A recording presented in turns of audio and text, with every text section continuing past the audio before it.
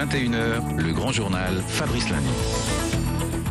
Alors à quoi ressemblera le futur palais de justice qui sera installé donc courant 2017 au Batignolles, dans le 17e arrondissement à Paris, le palais de justice qui se trouve toujours actuellement sur l'île de la Cité, un endroit prestigieux, un endroit historique. Bonsoir Christophe Soisson. Bonsoir. Christophe Soisson, vous êtes directeur des projets partenariat public-privé chez Bouygues Bâtiments en Ile-de-France, parce que c'est Bouygues en effet qui va construire ce nouveau bâtiment qui a été conçu par un architecte bien connu, Renzo Piano. Oui. À quoi ça va ressembler alors ce palais de justice?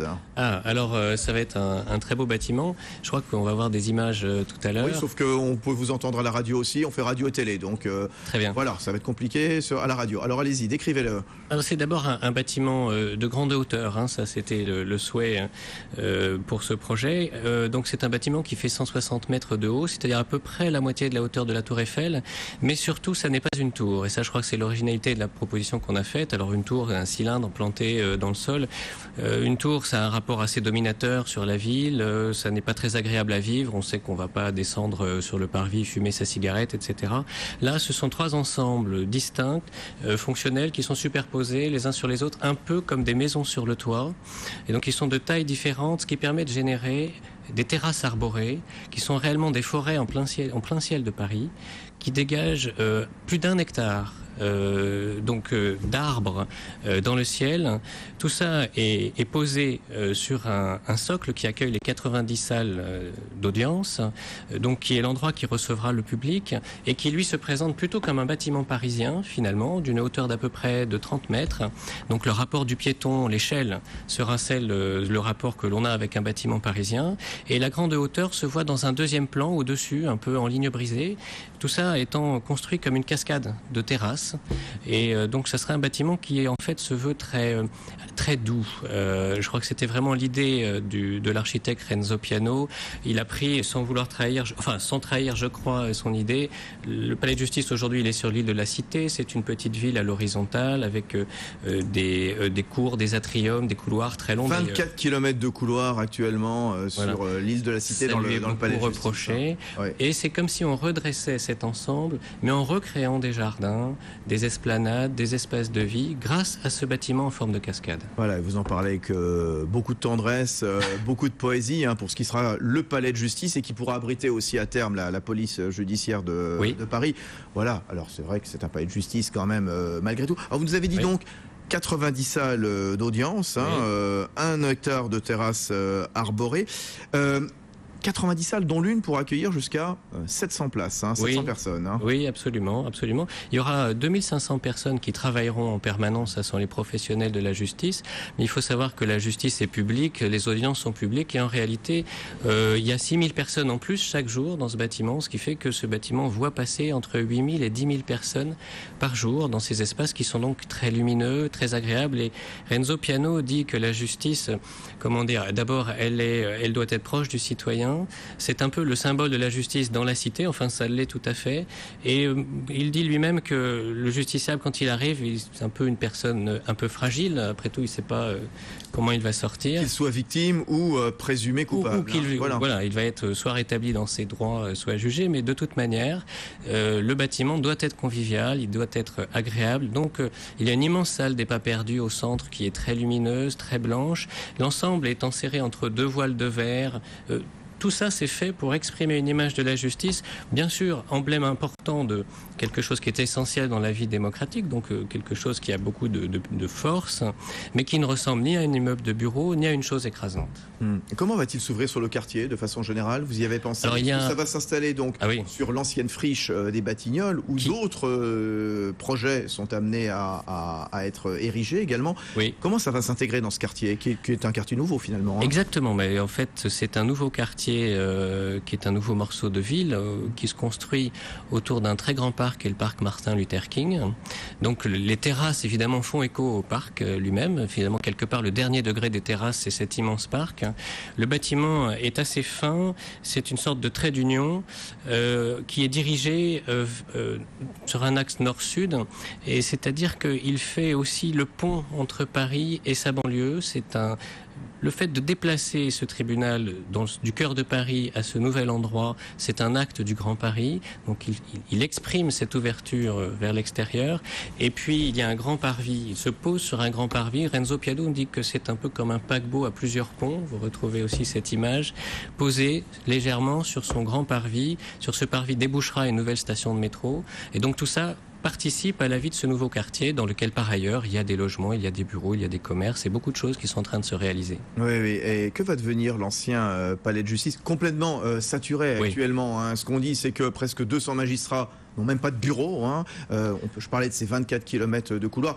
Il y avait 10 000, 12 000, 15 000 personnes parfois par jour dans ce bâtiment en plein centre de Paris sur l'île de la Cité. Oui, effectivement, totalement saturé. C'est la raison du projet.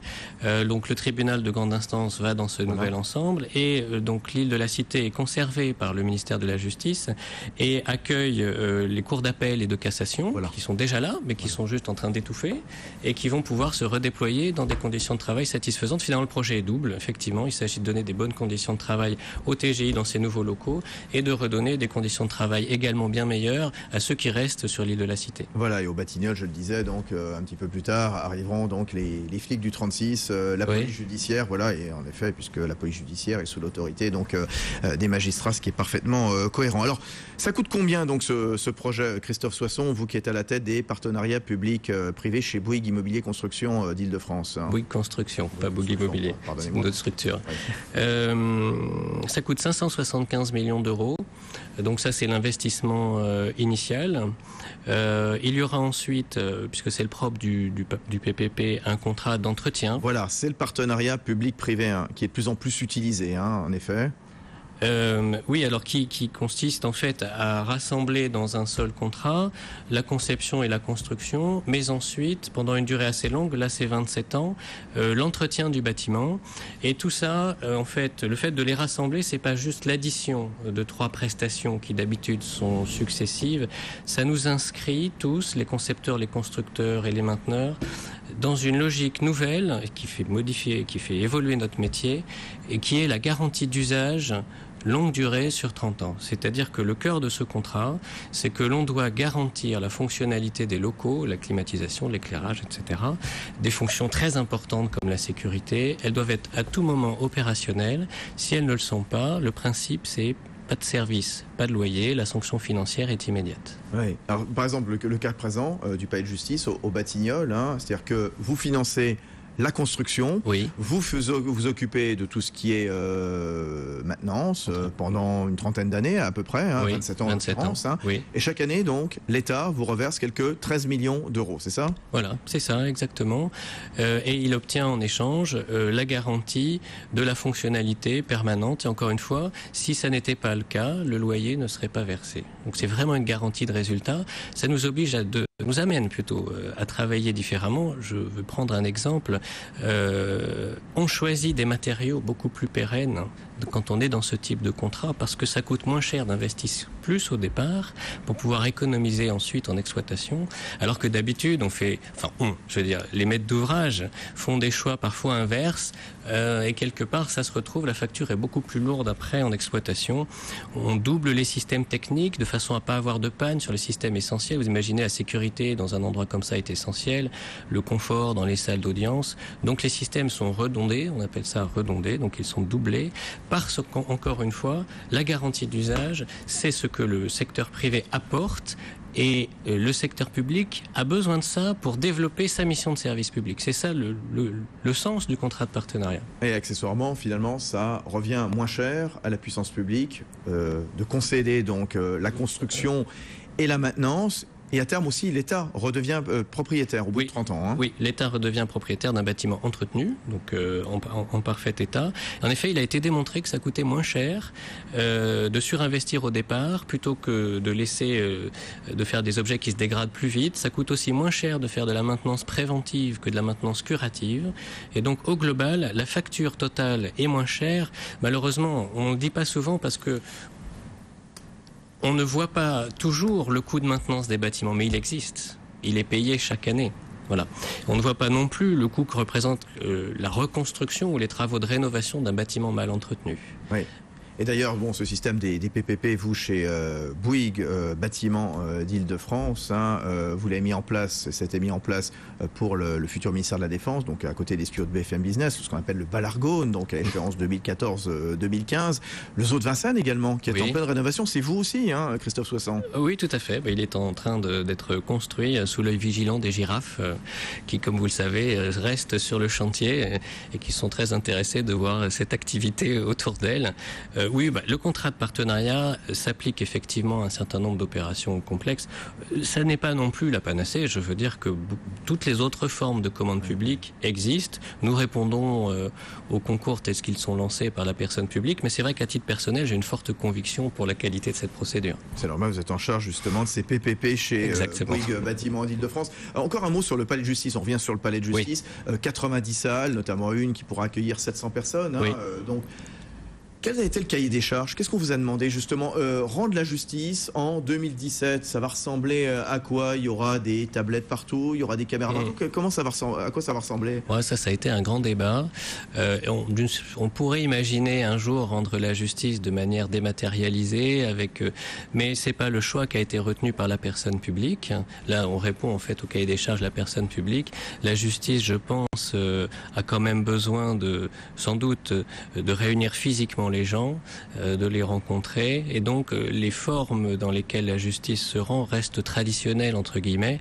Et si vous avez vu quelques images, le bâtiment à l'intérieur a beaucoup de boiseries, développe quand même, conserve une manière de pratiquer la justice traditionnelle basée sur l'audience, avec la présence physique des personnes. Les évolutions, des audiences contradictoires entre l'accusation. Les évolutions sont possibles, elles sont prévues, elles sont rendues possibles par le bâtiment qui est très technique. Il y a beaucoup de systèmes de communication qui sont intégrés, donc les évolutions sont possibles. Les évolutions sont possibles. Encore un mot sur Renzo Piano, quand même, illustre architecte. C'est lui qui va concevoir ce palais, enfin qui l'a conçu. Qui l'a conçu et qui va continuer à le développer avec nous. Des Batignolles. Oui. Le centre Pompidou, c'était lui. Oui. L'aéroport d'Osaka également. Oui. Le centre culturel de Nouméa. Alors bon, voilà, c'est quelque chose de magnifique. C'est un des plus grands architectes du monde. Il habite Paris, il est italien, mais il est amoureux de Paris et il habite personnellement Paris. Ans, en fait, il a 14, je crois. Enfin, faut aussi citer son associé sur le projet, Bernard Platner, parce que c'est un homme qui a beaucoup travaillé sur le projet. Et ce sont des gens adorables. Je dois dire, ce sont parmi les plus grands architectes du monde. Des stars, mais travailler avec eux, ils ne se comportent pas du tout comme des stars. Ce sont des stars, mais ils se comportent vraiment comme des gens. Et nous adorons ça, qui rentrent dans la technique, on rentre dans un dialogue très constructif. Ils font tout eux-mêmes. Je veux dire, c'est une grosse agence, mais tout est dessiné à la main d'abord. Ensuite, c'est repris, mais seulement dans un deuxième temps. Sur informatique, on a des sketchs, ce qu'on appelle des sketchs, des dessins à la main, qui sont des choses merveilleuses. J'aimerais bien en garder quelques-unes chez moi. Les maquettes sont faites, ils ont leur propre atelier de maquettes en bois dans l'agence parisienne. Ils ont 2 agences, une à Paris avec une centaine de personnes, une autre à Gênes qui est qui est sur une pointe au bord de la mer avec des bâtiments très légers en terrasse qui descendent jusqu'à la mer. C'est absolument magnifique, il y a une sorte d'art de vivre chez ces gens-là. C'est très agréable de travailler avec eux. Eh bien, on vous sent passionné, Christophe Soissons, donc responsable des partenariats publics-privés chez Bouygues Bâtiments Île-de-France. Voilà, à la fois passionné pour nous parler de Renzo Piano qui a conçu ce futur palais de justice de Paris, qui verra le jour. Donc, c'est le tribunal de grande instance et puis tout sauf finalement la cour d'appel et la cour de cassation qui resteront à l'île de la Cité. Ce sera au Batignolles 2017, bâtiment ultramoderne, 3 ensembles superposés comme ça, avec des terrasses, 90 salles d'audience. Vous nous en avez parlé avec beaucoup de passion, beaucoup de poésie également. Merci beaucoup Christophe Soissons. Merci à vous. Bientôt. Merci beaucoup. Bonne soirée. Ce soir, à 21h, Paris d'avenir. Le futur est capital sur BFM Business.